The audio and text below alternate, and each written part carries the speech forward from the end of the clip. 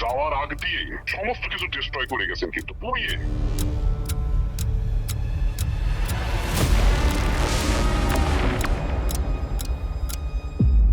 Brigadier general অবসরপ্রাপ্ত কাজী Shamim Farhad residential model কলেজের সাবেক প্রিন্সিপাল।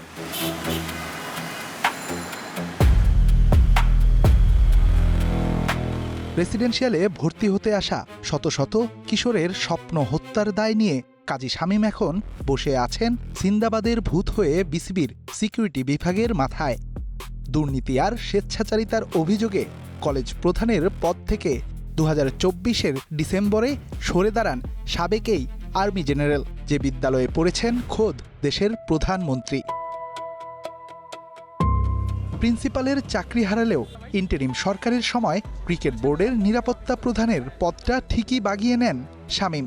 বিসিবির জোয়ার ভাটায় সভাপতি পদে 3 দফা বদল হলেও কাজী শামীম আছেন বহাল তবিয়তে।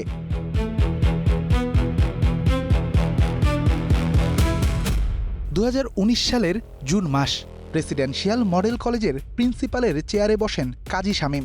চেয়ারে বসেই ঐতিহ্যবাহী শিক্ষা প্রতিষ্ঠানকে পরিণত করেন দুর্নীতির আখড়ায়। দুদক থেকে অনুমোদিত কলেজের নিজস্ব তদন্ত কমিটির নথি ঘেঁটে দেখা যায় 2021 থেকে 2024 সাল পর্যন্ত তৃতীয় ও ষষ্ঠ শ্রেণীতে মোট 594 জন ছাত্রকে ভর্তি করে প্রতিষ্ঠানটি। অভিযোগ আছে টাকা এবং সুপারিশের বিনিময়ে সে সকল ছাত্রকে ভর্তির সুযোগ করে দেয় কাজী শামীম সিন্ডিকেট। লটারিতে সে নিত হয়তো 150 জন ভর্তি করাবে, 50 জন লটারিতে তুলে আর 100 জনই এরকম করেছে একটা শিফটে। এটা কি স্যার রেফারেন্স নাকি টাকা দিয়ে করতে আসলে? টাকা দিয়ে রেফারেন্সে তো কিছু দুটো একটা হয়তো হয়েছে।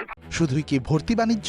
টাকা খেয়ে 22 জন শিক্ষকের বেআইনি নিয়োগ, কলেজ প্রাঙ্গণে বহুতল ভবন নির্মাণে পছন্দের ঠিকাদারকে কাজ পাইয়ে দেয়া, কলেজ ফেস্টিভ্যালের তহবিল থেকেও টাকা লুটের ঘটনা এবং অবৈধ সম্পদ অর্জনের অভিযোগে কাজী শামীমের বিরুদ্ধে তদন্তে নামে দুর্নীতি দমন কমিশন দুদক। সেই তদন্তে কেঁচো খুঁড়তে গিয়ে বেরিয়ে আসে অজগর। কলেজের এফডিআর-এর 30 কোটি টাকা নিয়েও শামীমের 9-6-এর আলামত পায় দুদক। দীর্ঘ 4 মাসের চেষ্টায় সেই নথিও হাতে পায় স্টার প্লে। সবাইকে অবাক করে একক সিদ্ধান্তে কলেজের এফডিআর-এর কোটি কোটি টাকা জমা করেন বিতর্কিত সোশ্যাল ইসলামী ব্যাংকে। আকণ্ঠ দুর্নীতিতে নিমজ্জিত দেউলিয়া হতে বসা এই আর্থিক প্রতিষ্ঠানে কোন লাভের আশায় কোটি কোটি টাকা জমা করেছিলেন শামীম, এ নিয়েও প্রশ্ন জাগে। জমা দেয়া এফডিআর-এর মোট 30 কোটি টাকা নিয়ে এখন মহাবিপদে কলেজ ম্যানেজমেন্ট। প্রতিষ্ঠানটির টপ ম্যানেজমেন্টের দাবি, আমানতের সেই 30 কোটি টাকা কোনোভাবেই উদ্ধার করতে পারছে না প্রতিষ্ঠানটি। 43 কোটি টাকা এসআইবিএল-কে দেওয়া হলো, 16 কোটি টাকা রেস্কিউ করেছি। ওর সাথে ইন্টারেস্ট যোগ হয়ে প্রায় 30 কোটি টাকা এখানে আমরা নিতে পারছি না। দুর্নীতির খবর সংগ্রহ করতে গিয়ে বিচিত্র এক অভিজ্ঞতার সামনে পড়ে স্টার প্লে। কাজী শামীমের অদৃশ্য ক্ষমতা আর কলেজে রেখে যাওয়া সিন্ডিকেটের ভয়ে ক্যামেরার সামনে কথা বলতে রাজি হননি কলেজ কর্তৃপক্ষ। তবে স্টার প্লে নিশ্চিত হয়েছে ইতিমধ্যেই পরিবার নিয়ে দুদকে হাজিরা দিয়েছেন কাজী শামীম। শামীমের সব কুকীর্তির আলামত দেখে ইতিমধ্যে মামলার প্রস্তুতিও নেওয়া শুরু করেছে দুদক। আর সাবেক এই প্রিন্সিপালের অনিয়মের কথা স্বীকার করেছেন আলাদাভাবে তদন্ত করা এক এনএসআই কর্মকর্তাও। এক্স প্রিন্সিপাল শামীম ভাই, তার ব্যাপারে আসলে আপনারা মানে ওই সত্য যেগুলো এলিগেশন এসেছে সেগুলো নিয়ে একটু যাচাই বাছাই করেছিলেন, সেটার একটা নাকি রিপোর্ট আসলে আপনারা করেছিলেন।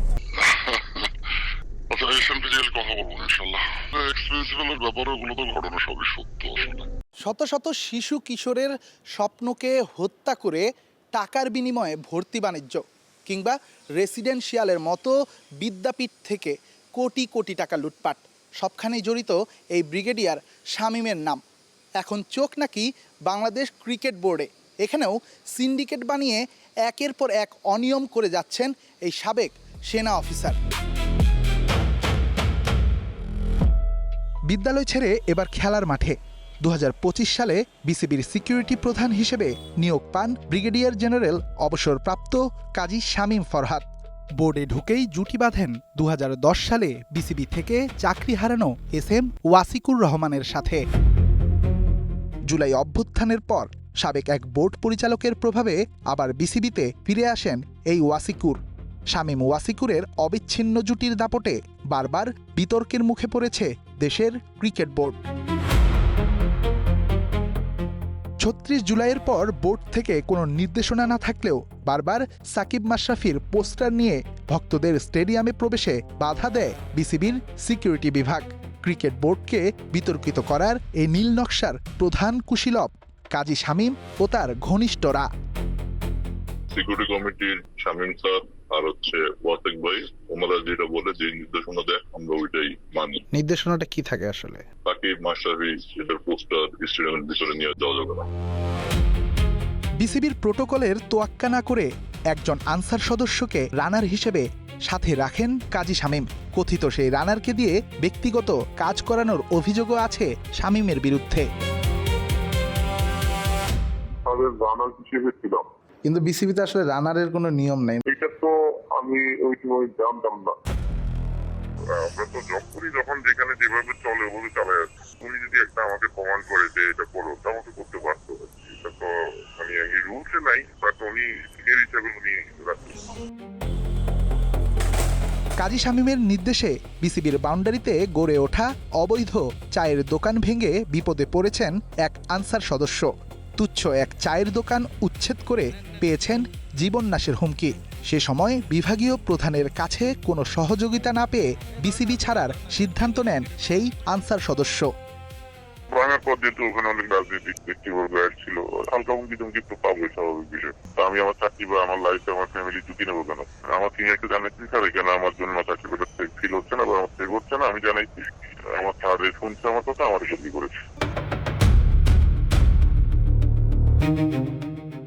বিসিবিতে গুঞ্জন সিকিউরিটি ইন্সপেকশনের নামে আন্তর্জাতিক হোম সিরিজের ভেন্যুগুলোতেও প্রয়োজনের তুলনায় বেশি দিন অবস্থান করেন কাজী শামীম। সে কারণে টিএডিএ বাবদ বিসিবিকে গুনতে হয় বাড়তি খরচ। প্রতিটি সিরিজে নিয়োগ দেয়া সিকিউরিটি লিয়াজো অফিসারের সংখ্যা নিয়েও ঘাপলার অভিযোগ এই সিন্ডিকেটের বিরুদ্ধে। অভিযোগের ব্যাপারে জানতে কাজী শামীমের সাথে যোগাযোগ করে স্টার প্লে। ক্যামেরার সামনে কথা না বললেও সপরিবারে দুদকে যাওয়ার বিষয়টি ফোন কলে স্বীকার করে নেন তিনি। তবে বাকি সব অভিযোগ ভিত্তিহীন বলে উড়িয়ে দিয়েছেন কাজী শামীম। এগুলা ভাই কি বলে, এগুলার ব্যাপারে আর কোনো কিছু বলার নাই। এগুলা ঢিলে কান নিল টাইপ। আপনি যেমন জিজ্ঞেস করতেছেন, এরকম প্রত্যেকটা জিনিসেরই উত্তর আছে। তারা যদি সত্যতা পায়, let them face me and let me face NSI। এটা নিয়ে তো আর কোনো কথা নেই। যারা এই ধরনের কথাবার্তা বলেছে তারা মানে অন্য কোনো কারণে বলেছে। কোটি কোটি টাকার দুর্নীতি আর শত শত কিশোরের স্বপ্ন হত্যার অভিযোগে দুদকের তদন্তে থাকা একজন ব্যক্তি কিভাবে বিসিবির নিরাপত্তা প্রধানের দায়িত্ব পেলেন, কিভাবেই বা সেই দায়িত্বে এখনও বহাল আছেন, জানতে বিসিবির সিকিউরিটি কমিটির চেয়ারম্যান সাইদ ইব্রাহিমের সাথে যোগাযোগ করার চেষ্টা করি আমরা। তবে বারবার ফোন কিংবা বার্তা পাঠিয়েও পাওয়া যায়নি কোনো জবাব। এখন প্রশ্ন দাঁড়ায়, যার বিরুদ্ধে কোটি কোটি টাকা লুটপাটের অভিযোগ, যার হাত ধরে খুন করা হয়েছে শত শত শিশুর স্বপ্ন, সেই ব্রিগেডিয়ার শামীমের বিরুদ্ধে কি ব্যবস্থা নিতে পারবেন তামিম ইকবাল খান, নাকি বিসিবি সভাপতিকেও চুপ করিয়ে দেয়া হবে ওই উপর মহলের চাপে? গুঞ্জন আছে বিসিবি প্রেসিডেন্টের অগোচরে তৈরি হয়েছে নতুন সিন্ডিকেট, যারা নাকি 23 জনের একটা লিস্ট করেছে সেই কর্মীদের অন্যায়ভাবে ছাঁটার মিশনে নেমেছে। এটা স্রেফ গুঞ্জন নাকি সত্যি, সেই সত্যটাও বের করবে star play. Redwan Shaon, star play, Dhaka.